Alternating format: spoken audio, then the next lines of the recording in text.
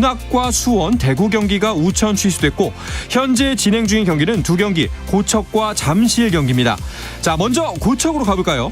시즌 초반 부상이 변수로 떠오른 가운데 키움도 송성문, 러셀에 이정우까지 부상으로 이탈했습니다.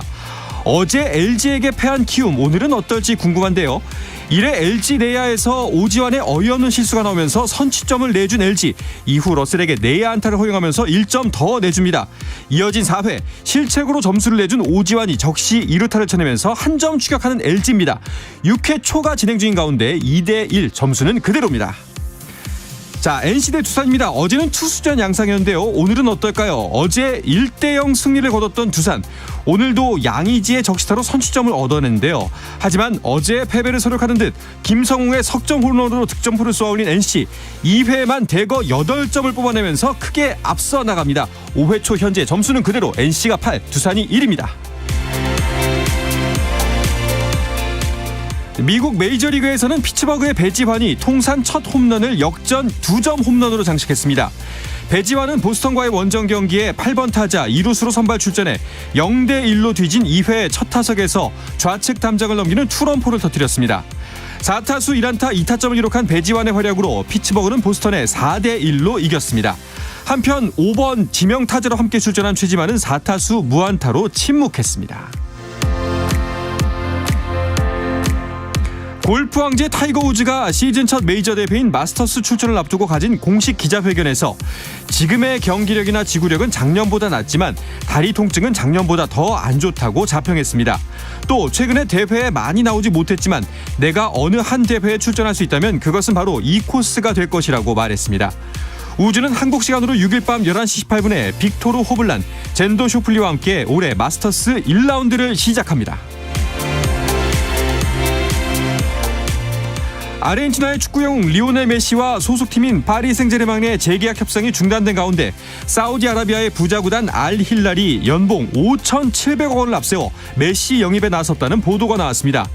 영국 데일리 메일은 알 힐랄이 이번 여름에 메시를 영입하고 싶어 한다고 보도했고 유럽 축구 이적 전문가인 이탈리아의 파브리치오 로마노 기자도 자신의 SNS에 알 힐랄이 메시에게 공식적으로 영입 제안을 보냈으며 연봉은 4억 유로 5,754억 원 이상이라고 전하면서 다만 메시는 코파 아메리카 2024까지는 유럽 무대에서 뛰고 싶어 한다고 덧붙였습니다.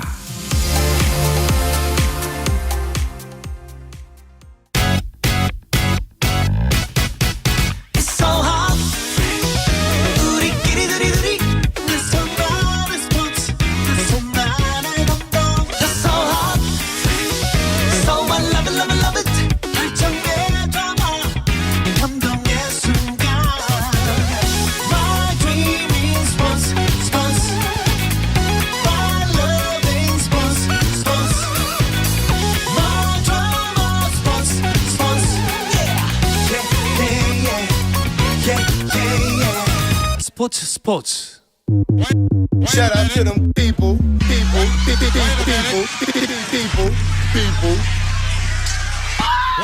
You can catch me. 수요일 저녁에는 농구 이야기와 함께하고 있습니다. 다양한 농구 이야기를 전하는 주간 농구 시간입니다. 손대범 농구 전문 기자, 조현일 해설위원, 그리고 배우 겸 해설위원인 박재민 씨와 함께합니다. 어서 오십시오. 안녕하세요. 안녕하세요. 반갑습니다. 박재민 씨, 네. 강령하십니까? 강경. 네, 강령합니다. 네. 요즘 건강 걱정 소리 많이 듣죠? 아, 예. 제가 네. 그 생방송 중에 코피가 나가지고. 네. 근데 제가 평소에 코피가 좀 자주 나요.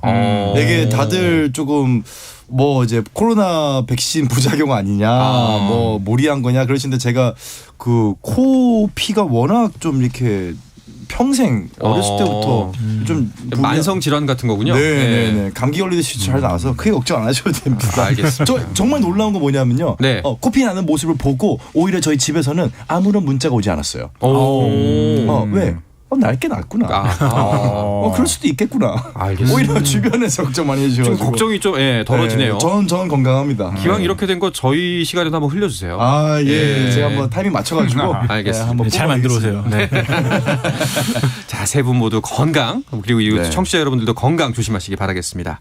자, 농구 이야기 시작해 보겠습니다. KBL은 6강 플레이오프가 한창이죠. 지금까지의 경기 결과 한번 짚어주시죠. 네, 4월 2일부터 6강 플레이오프가 시작됐습니다. 네. 4위 현대모비스 현대모비스와 5위 고양 캐롯 간의 경기. 1차전은 모비스가 86대 71로 완승을 거뒀는데 또 만반의 준비를 하고 나온 캐롯이 2차전 뒤집었습니다. 네.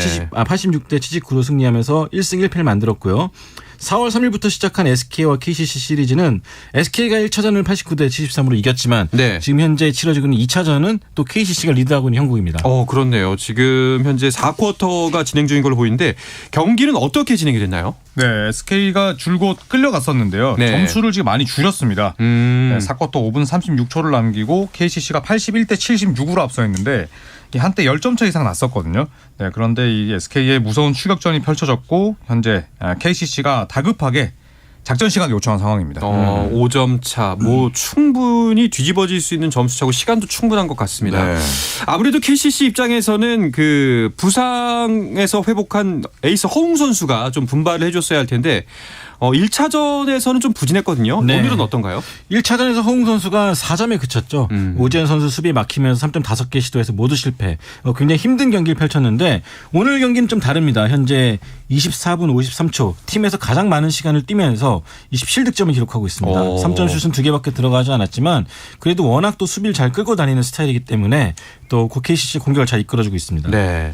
자, 이게 점수 차가 그래도 안 나는 상황은 아닌데 불안한 요인은 상대가 SK라는 지점 때문인 것 같습니다. SK가 워낙 또 탄탄한 팀이잖아요. 네, 그렇죠. 1차전에서도 SK는 완승을 따냈습니다.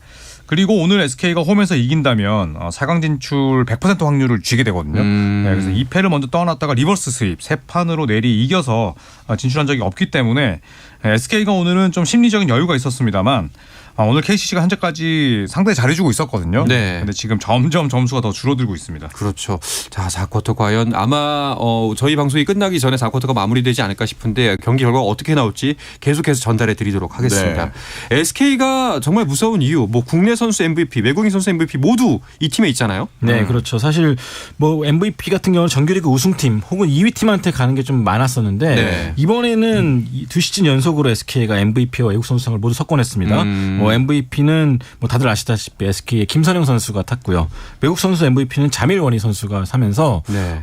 내심 시상식 기류가 좀 이상했다고 해요. 사실 1위 팀에서 누구 한 명은 받지 않을까 기대했었는데 그만큼 SK의 시즌 후반기가 굉장히 강렬했습니다. 네. 그만큼 잘했다는 거겠죠. 네, 예, 확실히 그렇죠. 누구라도 다 인정할 수밖에 없는 실력이긴 한데 근데 김선영 선수가 이제 예전에 손대범 기자랑 저랑 이제 점프볼을 할 때도 김선영 선수가 있었을 텐데 네. 그때 이제 한창 신인이었잖아요. 그렇죠. 그래서 여전히 지금도 신인 같은데 88년생 노장 중에 노장입니다. 우리 나이로 36이죠. 그렇죠. 에이징 커브라는 게 결국 이제 나이에 이제 따른 이제 컨디션의 하락세가 도드라지게 보일 수밖에 없는데 김선영 선수가 수상했다는 것은 그만큼 좀 보여주는 바가 시사하는 바가 많은 것 같아요. 우리나라 선수들의 이 선수 생명의 연장도 네. 가능하다. 얼마든지 퍼포먼스를 자기 관리를 잘하면은 유지할 수 있다.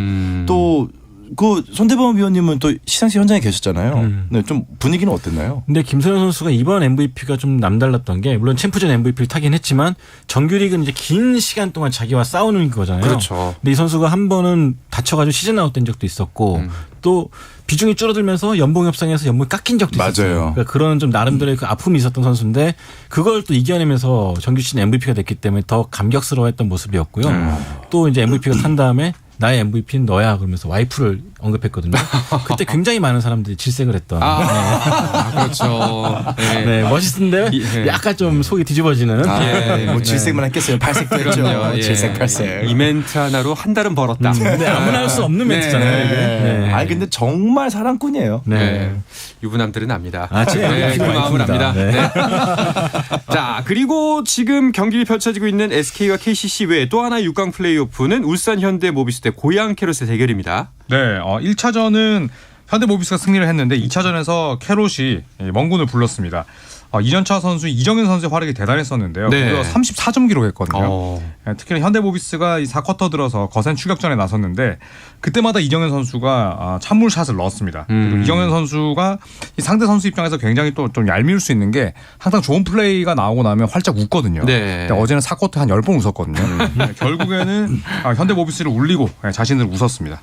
사실 그 캐롯이 결국은 가입비를 완납을 하고 플레이오프를 하게 됐는데 1차전만 보면은 여러모로 참 지쳤겠다 네. 싶었거든요. 뭐 결과도 그렇게 나왔고요. 그렇죠. 1차전 그러니까 플레이오프 미디어데이 전날에 이제 납부를 완료했죠. 네. 이제 보도자료가 나오면서 간신히 이제 구색을 맞추게 됐는데 아무래도 선수들이 시즌 긴 시즌 따는 피로도 있을 거고 또 이런 가입비 문제, 또 월급 문제, 그렇죠. 여러 가지로 좀 몸이 무거워 보였어요. 또 설상가상으로 전성현 선수마저 뛰지 못하다 보니까 1차전 좀 맥없이 물러났는데 2차전 때는 또 모두가 기억하던 그런 김승희 감독표 수비가 또 나오면서 현대모비스를 많이 당황시켰습니다. 네. 일단은 뭐 초유의 사태는 피할 수가 있어서 다행이다라는 생각이 들긴 합니다만 네. 그래도 걱정이 완전히 사라진 건 아니죠 아직. 네, 우선 뭐 전상현 선수는 3차전에도 나오지 못할 것으로 보이는데 네. 또 현대모비스가 정규 시즌 동안 캐롯에게 약하긴 했지만 또 한 번 진 부분이 또 오히려 분위기를 환기시킬 수도 있거든요. 네, 그리고 또 현대모비스는 이우석 선수가 또 돌아왔기 때문에 아무래도 이제 쓸 수 있는 가용 자원도 캐롯보다 많고 네, 그렇기 때문에 여전히 또 이 분위기상 앞서 있는 쪽은 캐롯이 아니라 현대모비스로 볼 수 있습니다. 그렇다면 이제 내일 3차전이 열리죠. 캐롯과 현대 같은 경우에는 어떤 부분이 그 양 팀의 승패를 가늠하게 될까요? 이제 서로 패는 다 꺼내들었기 때문에 그렇죠. 저는 뭐 되게 진부한 표현이지만 작은 것 하나 실책이나 실수. 리바운드 네. 사실 현대모비스가 2차전 때 어이없는 실책이라든지 하지 말아야 될 파울 그러니까 팀 파울 상황인데 파울을 한다든지 그런 식으로 좀 혼납한 점수가 많았거든요. 네. 네, 그런 부분을 좀 더 신경 써야 될 것 같고요. 캐롯 역시나 전성현 선수가 있든 없든 간에 전 선수가 좀 타이트하게 압박 수비를 펼쳐야지만 또 승리할 수 있을 것 같습니다. 네. 자, 이렇게 6강 플레이오프가 한창인 팀도 있지만 다른 한쪽에서는 또 칼바람을 걱정하는 감독들도 있다고 들었습니다. 그렇죠. 결국은 네. 성적이 잘 안 나온 팀들이죠. 네. 그렇죠. 뭐 수원 KT가 대표적인데요. 수원 KT는 정규리그 8위로 플레이오프 진출에 실패했습니다. 지난 2018년부터 이 서동철 감독이 지휘봉을 잡았는데 이번 시즌을 끝으로 계약이 끝났고요. 뭐 아무래도 사령탑 교체가 가장 유력한 구단으로 평가를 받습니다. 네. 그리고 7위 원주 DB는 시즌 도중에 이상원 감독이 성적 부진을 이유로 자진 사임했었는데 네. 이 김수정 수석 코치가 감독 대행으로서 시즌을 잘 마쳤습니다. 또 이 김주성 코치는 이 원주의 프랜차이즈 스타이기 때문에 또 감독 승격이 유력할 것이다라는 보도가 나왔고요. 또 유도원 감독은 대구 한국가스공사를 이끌었지만 9위에 머물렀습니다. 네, 그리고 또 오랜 시간 또 한 팀에서 이 지휘봉을 잡았는데 현재로서는 뭐 아주 냉랭한 기류가 또 감지된다라는 루머가 나오기도 했습니다. 자, 7, 8, 9위 얘기가 나왔는데 이제 10위 최하위로 시즌을 마친 은희석 감독은 어떤가요? 네, 은희석 감독은 굉장한 혹독한 시즌을 보냈죠. 그렇죠. 데뷔 시즌인데 예. 아직 다행인 것은 이번이 첫 해였습니다. 장기 계약의 첫 해이기 때문에 아직까지는 뭐 크게 입지의 변화는 없는 편이고 오히려 삼성 같은 경우는 이제 이번 비시즌이 가장 중요할 것 같아요. 네. 은희석 감독이 이제 프로의 맛을 알았기 때문에 외국 선수 선발, 또 선수 관리 또한 FA 영입 여러 가지로 좀 적극적으로 나설 거라는 얘기가 있는데 네. 벌써부터 뭐 대여급 선수의 삼성 합류설이 나돌고 있는 만큼 올 여름 삼성이 상당히 좀 기대할 것 같습니다. 네. 자, 그렇다면은 이제 이 6강 플레이오프 네 팀의 경기를 아주 여유롭게 지켜보고 있는 KGC와 LG는 상황이 지금 현재 어떤가요? 네, 일단 뭐 KGC 같은 경우는 뭐 양 팀 다 여유 있게 지금 4강 상대를 지켜보고 있죠. 네. 그 중에 LG는 약간 좀 발등에 불이 떨어졌었는데 이 외국 선수가 다쳤었죠. 그렇죠. 네, 그러면서 어쩔 수 없이 교체를 할 수밖에 없는 상황이 됐었는데 다행히 오늘 또 새로운 선수를 뽑았습니다. 레지 페리라는 G리그 출신의 선수를 뽑았는데요. 스타일 자체는 좀 마레이와 좀 다르긴 하지만 그래도 워낙 또 득점력이 뛰어난 선수고 또 2m 3회 또 스트레치 빅맨이기 때문에 팀에 잘 녹아든다면은 충분히 또 재밌는 연극 펼치지 않을까 싶습니다. 네, 알겠습니다. 자, 지금쯤에서 한번 SK와 KCC의 경기 상황도 한번 짚어주시죠. 네, KCC가 83대 81로 2점 차 앞서 있고요. 예. 또 남아있는 시간은 2분 44초입니다. 네, 굉장히 많은 시간이 있기 때문에 뭐 아직은 KCC가 유리하지만 뭐 승부를 속단할 수는 없을 것 같습니다. 알겠습니다. 자, 국내 농구 소식에 이어서 NBA 소식도 살펴볼 예정인데요. 잠시 쉬었다가 돌아오겠습니다. 자, KBS 1라디오의 모든 프로그램은 유튜브로도 함께 보실 수가 있습니다. 저희 한상원의 스포츠도 유튜브에서 보실 수가 있으니까요. 많은 관심 부탁드리겠습니다.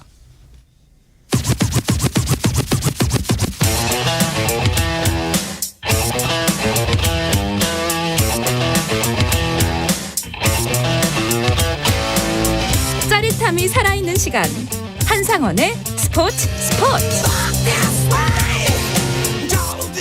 수요일 저녁에 농구 이야기 주간 농구 듣고 계십니다. 손대범 농구 전문 기자 조현일 해설위원 그리고 코피 질환이 있는 해설위원인 박재민 씨와 함께하고 있습니다.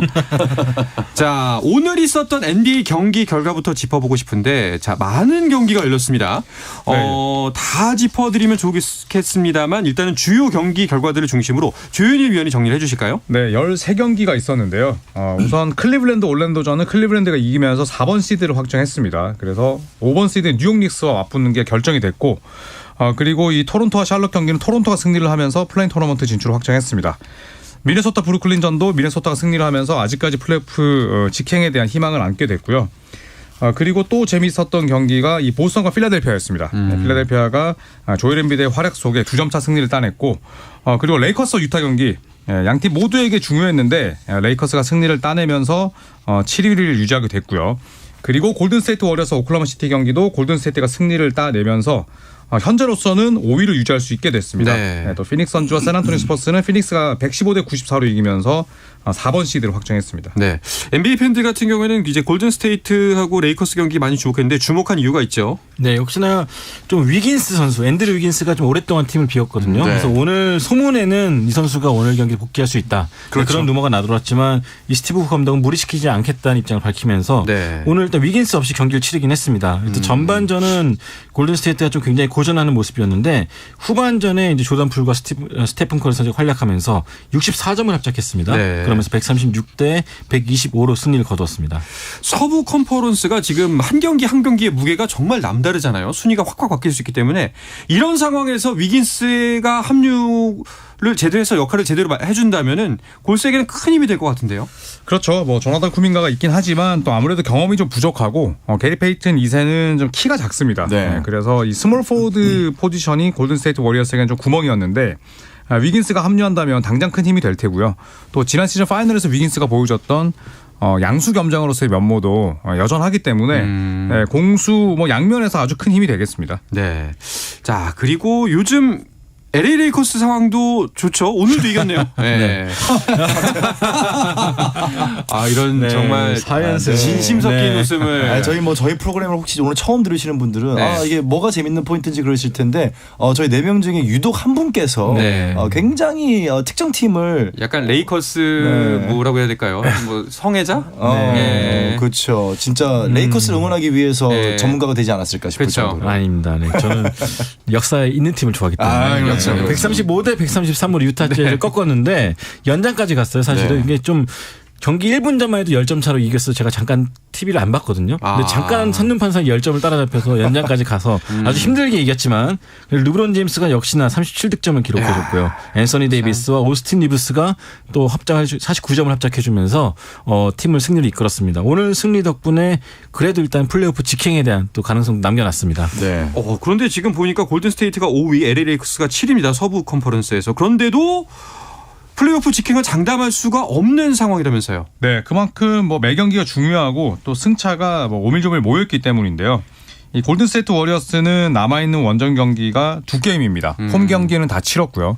그래서 세크라멘토 원정과 포틀랜드 원정이 있는데 2승을 다 따낸다면 뭐 자력으로 6번 시드까지는 가능합니다. 네. 자, 하지만 뭐 1승 1패 혹은 2패 그리고 또 남아있는 다른 팀들의 상황에 따라서 9위까지 떨어질 수 있거든요. 그래서 10위까지는 가지 않지만 남아있는 두 경기에 따라서 5위부터 9위까지 떨어질 수 있는 골든스테이트입니다. 그렇군요. 자, 그렇다면 오늘 경기 결과를 통해서 순위표가 어떻게 변했는지 살펴봐야겠는데요. 자, 먼저 서부 순위를 손대범 기자가 정리해 주시죠.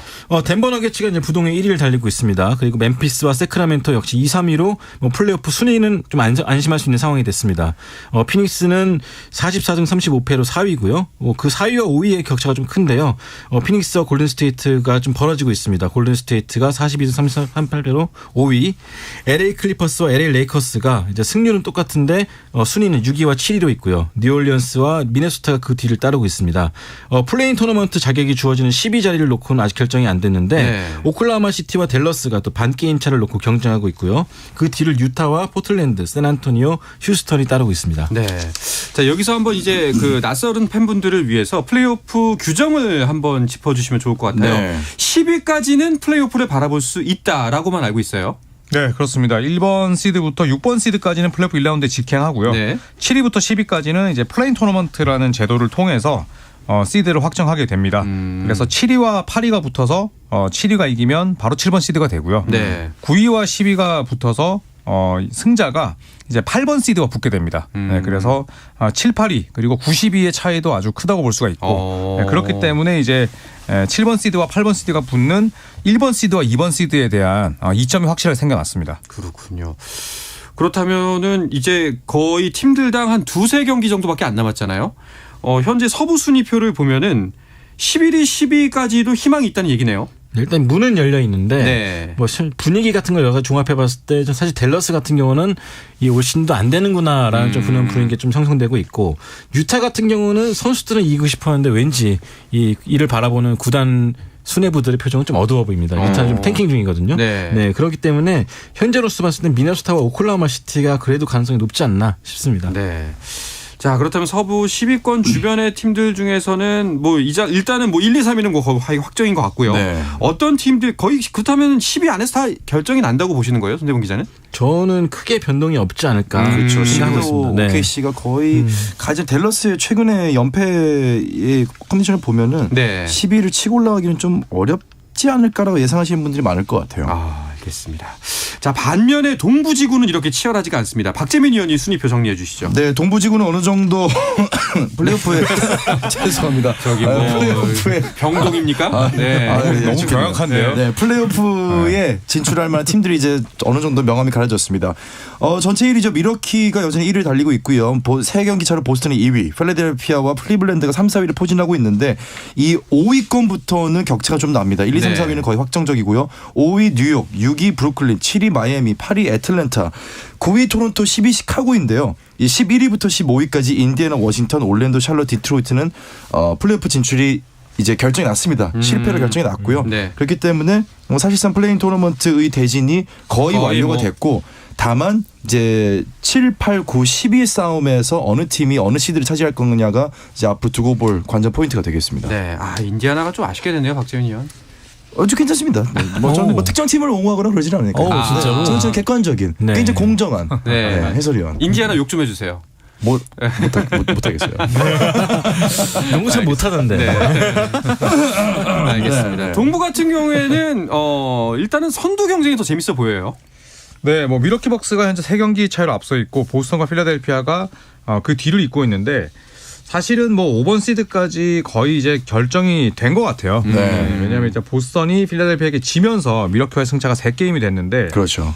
우선은 뭐 가장 먼저 대진이 정해진 두 팀은 클리블랜드와 뉴욕입니다. 네. 네, 그래서 4번 시드, 5번 시드 정해졌고 큰 이변이 없는 한 미러키, 보스턴, 필라델피아, 클리블랜드, 뉴욕 순까지는 정해질 것으로 보이고 네, 이제 브루클린과 마이애미가 이제 6이냐 7이냐 이 차이가 워낙 크기 때문에 네, 요 두 팀의 대결과 또 애틀란타, 토론토 8번 시드 싸움도 재밌을 것 같네요. 그렇네요. 진짜 이제 클리블랜드하고 뉴욕은 벌써 플레이오프가 이제 시작이 되네요. 네. 네. 대진이 사실상 확정이기 때문에. 네.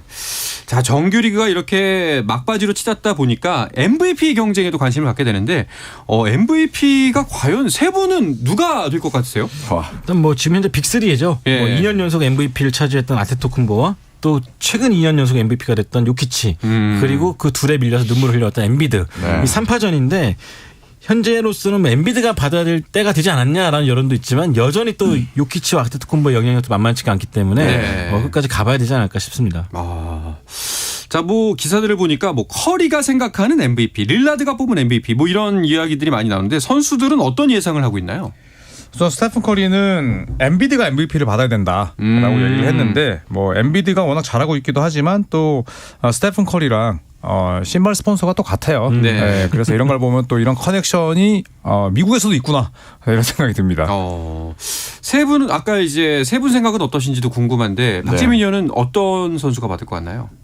근데 MVP는 결국은 사실 스토리텔링이라고 전 생각을 해요. 그렇죠. 결국은 시즌 내내 잘해도 네. 막판에 잘하는 선수가 이 임팩트가 있죠. 네. 그렇죠. 왜냐하면 결국은 투표로 이루어지는데 투표에 가까울 때 잘하는 선수가 결국은 좋은 성적을 거둘 수 있거든요. 그런 거 보면은 엠비드는 최근에 조금은 주춤하는 모양새였고 반면에 뭐 지금 엠비드 같은 경우는 뭐 확 치고 올라왔기 때문에 네. 요키 엠비드 둘 다 엠비드라고 했나요? 네, 둘 다 MVP겠습니다. 네, 요키치가 아프면은 병원을 갔다 오시고 네, 그러고서 이제 요키치가 방송에 최근도 주춤했고 엔비디가 치고 올라가는 모양새였기 때문에 네, 이제 좀 어필을 하지 않았을까 하는 생각을 갖고 있습니다. 아, 이거 왔다 갔다 하네요. 조현일 위원은 어떻게 생각하세요? 저는 원래 요키치를 픽했었는데 네. 오늘 엔비드가 보스턴 셀틱스의 수비를 무너뜨리는 장면을 보고 그리고 요키치의 시즌 트리플 더블이 사실상 불가능해졌거든요. 네. 그래서 저는 엔비드로 갈아타겠습니다.